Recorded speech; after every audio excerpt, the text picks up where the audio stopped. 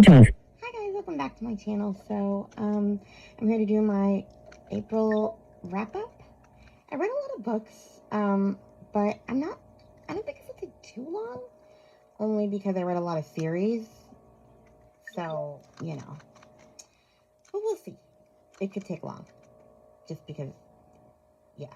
I participated in 3 different readathons, Amish in April, Read Happy, and the Seuss-along readathon. I'll tag all the hosts in the description. So, yeah. So let's just get started with the books I read. So for a book that has a cozy setting, I read The Maid, Molly the Maid #1 by Anita Prose. I decided to read this now because Braille Institute was having Anita Prose as a guest speaker. And so I wanted to at least read one of her books before I listened to her talk. And yeah, it's very funny. Molly Gray is kind of, honestly, she's on the spectrum, I think, but no one really says it out loud. But she really has a hard time with social cues and misreads people, and she's very funny. Her grandmother used to interpret the world for her, but she recently died. So now she's on her own as a maid, and then something happens. At the hotel she works at, dead body. And all heck breaks loose. So, yeah. I gave it 5 stars. I really enjoyed it. I'm looking forward to reading more from the series. Not necessarily right now, but I'm probably going to read the next one closer to Christmas so that I can read the Christmas novella around Christmas time. So we'll see. Next book, for prompt number 2 for the Read Happy, was a book with beautiful scenery. I read Skyward by Mary Alice Monroe. I gave it 4 stars. Oh, I gave Molly the Maid 5 stars, by the way. Yeah, I gave Skyward 4 stars. I heard about this one from Chloe from Always Booked. She had it in like a book haul. First of all, let me just say that this book is not clean. Like, there's a lot of language in this. This is not Christian fiction.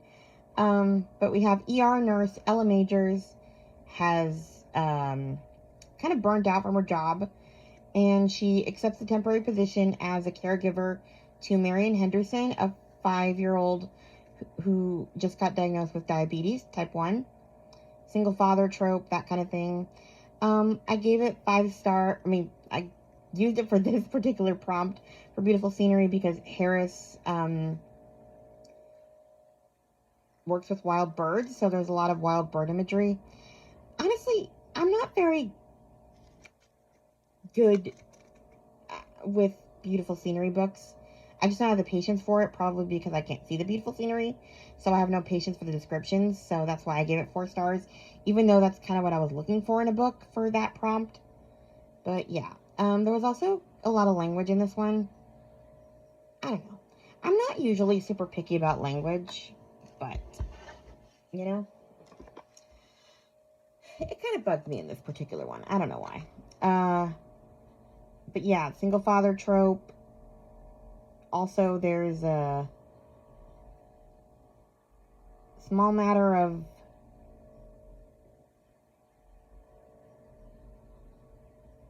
adultery. I'm not going to say how or why, but yeah. I didn't love it that much. I was compelled enough to finish it, and I gave it 4 stars, but yeah. Then the next prompt was Kindred Spirit. Read a book that is about friendships. These are all for the Read Happy, by the way. And the order of the prompts that I read them. I read The Secret Message by Anna Stewart. I gave this 5 stars. This is part of, I forget what the series is called, but in this one, we have 3 sisters that are part of the resistance, and they all do different things for the war, and you really see their sisterhood in this one. It's hard to describe, really, without giving more away, but I really enjoyed it. And then I read the next one in the series, The Last Baby in Auschwitz by Anna Stewart. This one was my favorite. This is part of the same series that The Midwife of Auschwitz is in, but you don't really need to read them, like, together.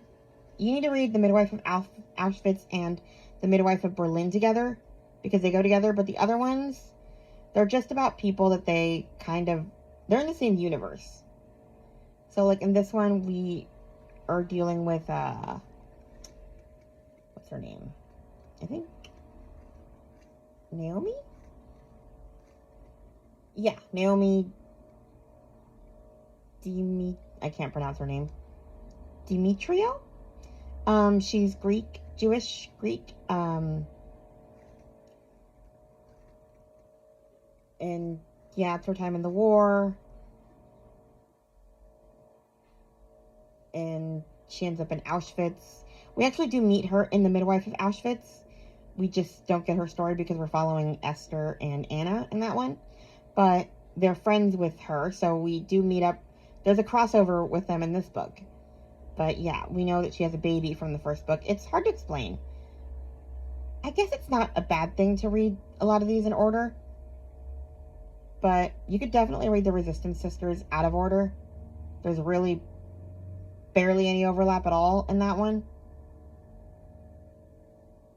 I might do a video on how to read the series, because it's kind of weird.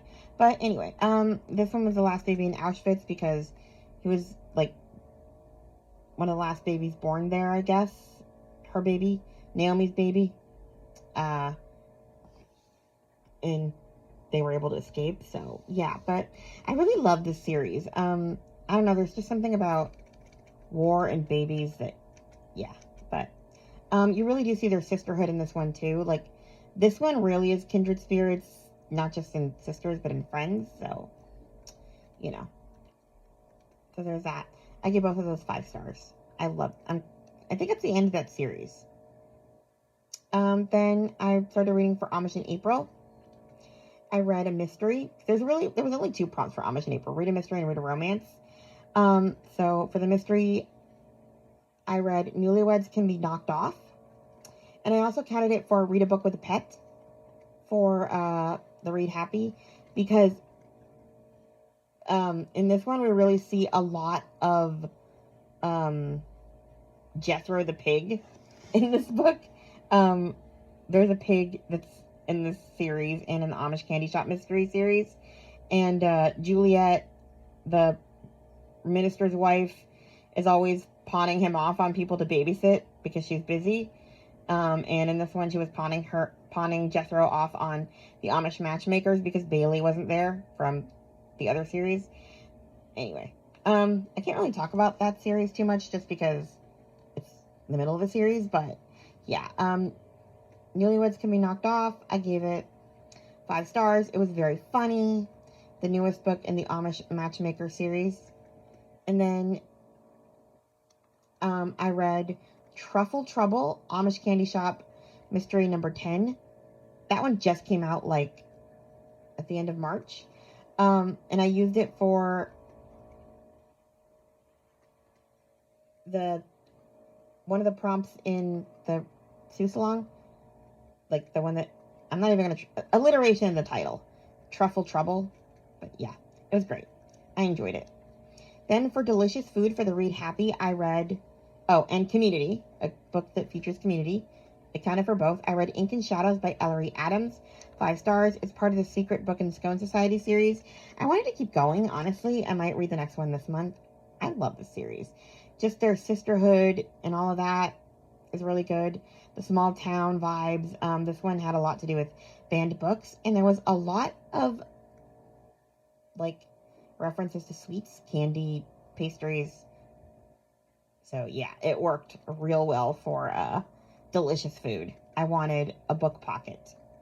If you know, you know.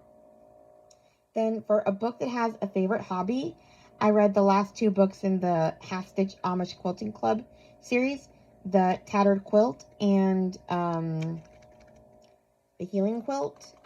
Basically, in each of these books we have, they're by Wanda E. Brunstetter, I gave them both 4 stars. Emma and Lamar basically teach knitting classes, and they have unusual students and, like bikers and single mothers and just people that you wouldn't expect in an Amish knitting class, but it works out. And they're just really funny. I enjoy the books and just the twists and turns that it goes to. So then we start with the romances for Amish in April. So I read A Miracle of Hope, Amish Wonders, number 1 by Ruth Reed. I give it 4 stars because I was compelled enough to finish it. And it had a happy ending, so I counted it for that prompt for Read Happy. But I don't think I'm going to continue this series. I didn't like... I know that Amish, they're very conservative, obviously. And I have no doubt that they spank their children. But I don't need to hear about it every other chapter. And that's what this was. We have Lindy Weiss is pregnant out of wedlock and thinks an arranged marriage is the only way to preserve her future. And then we have Josiah Plank, is certain that he'll never love, but he needs someone to care for his 8-year-old deaf daughter, Hannah. So, like, this marriage this sounds really good in theory, and it would have been if it hadn't been for, I mean, the man knows sign language. It's not like he's completely clueless about his deaf daughter. Like, he took the time to learn sign language to communicate with her. And yet he thinks that every single misunderstanding, if she doesn't understand him the first time, I think I read like 4 times that he was going to get his strap. And I was like, okay, chill. I don't like this. So I didn't want to continue the series. But, it was suspenseful enough that I wanted to finish it and see how it ended. Because she goes on bed rest at some point for the pregnancy. He has an illness. Yeah. I bought the whole series on an Audible sale. It's 3 books, and I don't want anything to do with the other 2. So yeah. Then I read for Alma's book journey. I read a Titanic book. I read The Titanic Sisters by Patricia Falvey. I gave it 5 stars. You don't really spend a lot of time on the Titanic, but basically you have 2 sisters who don't like each other very much, and one of them thinks the other one died, so she takes her spot as a governess, and the other one didn't actually die. So, yeah, it's a whole thing. But the one who was supposed to get the governess job kind of really sucks, so, like, you have one who's really, like, abused and the other one who's really spoiled. So, yeah, it's kind of them. I love the way it all came together, though. And I love the little girl that she's taking care of and the single father trope. But you don't really spend too much time on the Titanic. But, yeah, I still counted it for the prompt for Alma, A Book at Sea. So, yeah, 5 stars. It was fine. Then I finished Harry Potter and the Prisoner of Azkaban dramatized edition. Gave it 5 stars. I'm really enjoying these editions. They're really fun. Then I started a new series of Amish books, the Every Amish Season series by Kelly Irvin. The first one's called Upon a Spring Breeze. I give this one 4 stars. Basically, each one takes place in a different season, and it sounds like they're all about a different, like, they all base upon these 4 different widows who are all kind of at different stages in life, and they all kind of meet up. So each one is about a different widow. So this first one is about a young widow who loses her husband when she's, like, still pregnant with their kid. And her misadventures. And, you know, starting to work at an English bed and breakfast. And, yeah, her potential romance. I'm not sure if I'm going to keep going with this. I might. I'm going to try to read 1 per season. So I'm going to read the next one, like, in summer. Because that's when the next one takes place. I don't know. The bishop in this series is mean. Like, I don't know. So I don't know if I like that. Then I decided to go back to an old favorite author of Amish books because I was having such a bad time with, even though I gave them high ratings, I was having kind of a bad time with new authors I was trying. So went back to Beverly Lewis. I read 3 different trilogies by her. Miracle of Miracles. So I read the Seasons of Grace trilogy first. I gave them all around 4 stars. Basically, we have Grace Byler is our girl. Her mother has this big secret and she runs away from home, which is not something Amish people do, and so Grace has to find out what's up. Essentially, is the whole series. There's also another girl who is suffering from cancer who goes to hang out in Hickory Hollow. My only objection, I gave them all 4 stars. My only objection really to this book is I hope that people don't try homeopathic remedies for terminal cancer because of this book. Other than that, it was a good read. So yeah, I read that series. Then I took a break from Beverly Lewis and I read 4 books. This is a reread for me. I haven't read the series in years. Like, we're talking like 15 years or something. But I had done my video on like Amish book recommendations, and I remembered this series, the Pleasant Valley series by Marta Perry. I loved these books. Like, it was one of the first Amish series I read. Yeah, they're just, I love them. They're all about different families in Pleasant Valley, but they all kind of go together. So the first one's called Leah's Choice. That one's my least favorite. It's about Leah. Is it Leah Byler? Anyway. Yeah, Leah Byler is our school teacher, and Daniel Glick is a new single father in town. Everyone set her up with him. That's really why I gave it a low rating, because they were annoying matchmakers. But he has nice kids. You know, it was okay. We also see a story with Leah's sister Anna that comes back later. So there's that. I gave that one 3 stars. But yeah, it's her romance with Daniel Glick, and also her old boyfriend from back in the day comes back to town as an Englisher, and he's working in like a genetics clinic and wants her to help out. So there's that. Then the next one is Rachel's Garden. This is about Leah's friend Rachel. I love this one. This is 5 stars.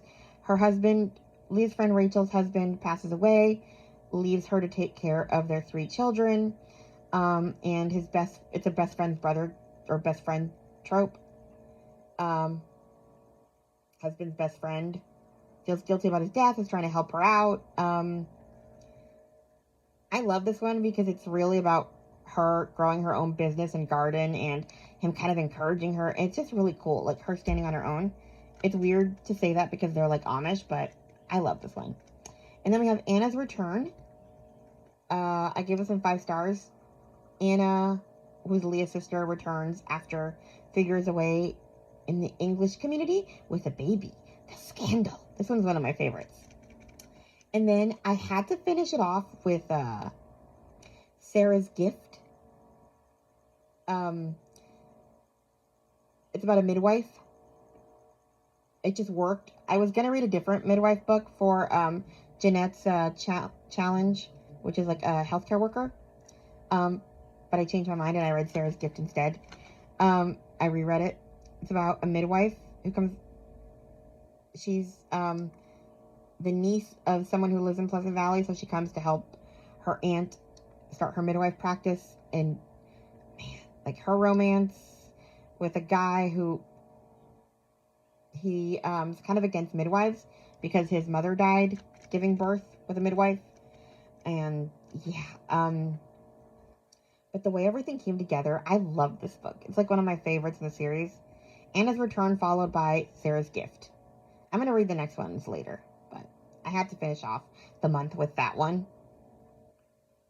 I'm not telling you the exact order I read the books because, you know, I'm kind of going in order of series. Like, I put the series together, so I could just tell you about each one.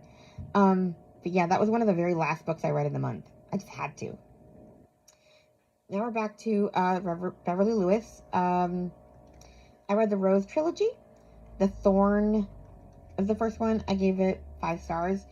It's about 2 sisters. One of them left the Amish and married an Englisher, and they have a kid together, and all of a sudden she decides, you know what, on a dime I'm just going to be Amish, and I'm going to force my kid to be Amish, and my husband's going to have to suck it up, or, you know, it was really bad. And then she has her sister. It's about the 2 sisters. The other sister is kind of in love with this foster kid that the Amish bishop took in, but he's not Amish yet, so, like, it's kind of a forbidden thing that they're even friends. So, yeah, it's really interesting, especially the whole, like, almost, like, custody battle thing that sort of started, because the husband's like, what is wrong with you? Like, you left the Amish, I didn't drag you away kicking and screaming, and now all of a sudden you expect my kid to wear dresses and bonnets, and, like, he was a jerk with Hannah. They call her Hen, but her name is Hannah. I cannot take that name seriously. She is Hannah. Whatever. But yeah, Hannah's husband is kind of a jerk, but I kind of don't blame him. Like, she goes insane. Like, she goes from indulging this kid to being like instant obedience. Like, she actually makes Amish sound terrible. And I can understand why he didn't want any part of it. I appreciate that as the series goes on, she realizes the error of her ways, because that's bad. So yeah, there's that series. I was compelled by the entire thing. The sister story is about the foster kid. I guess the bishop basically takes in a foster child at like age 10 or 11 or something, and raises him as his own, but I kind of felt like it was a little unrealistic for them to expect him to become Amish when he spent like half his life in the English world. Like, I don't know. I felt sort of bad for him. Anyway, the other Beverly Lewis books I read was a duology, The Tinderbox, and yeah, our girl in this one is Sylvia Miller. She stumbles across a tinderbox that her father kept hidden, and there's secrets in it, and yeah, I can't really say much more than that, but it is an interesting journey. And then the sequel to that is The Timepiece. I give them both 5 stars. I found it interesting. And then I read or back to Seuss, A Person's a Person No Matter How Small, a short story. I read a picture book, More Than What Eyes See, a book about blindness by Miso Kwok. She's someone a blind author. I don't know her personally, but I have friends who know her, and she wrote this little picture book kind of talking about blindness and about a little girl who's blind and trying to fit in and stuff, and it's a great read. I give it 5 stars. It's kind of like a graphic novel, but Bookshare like described all the pictures, the digital braille download platform I use. So yeah, I decided to count that for my short story. And then yeah, like the description says, a blind child shares her joys, struggles, and self-confidence. In Maya explains what it's like to be blind. Sometimes she feels left out when she can't do all the things sighted kids can do, but then she remembers her many great qualities and abilities. She's curious, brave, confident, and creative. So, yeah. Then number 2 for Seems Long, It Just Takes One Yawn to Start Others Yawns Off, a hyped book. And I read Last of Fall, Gossamer Falls number 3 by Lynn H. Blackburn. I give it 5 stars. I was surprised I liked this.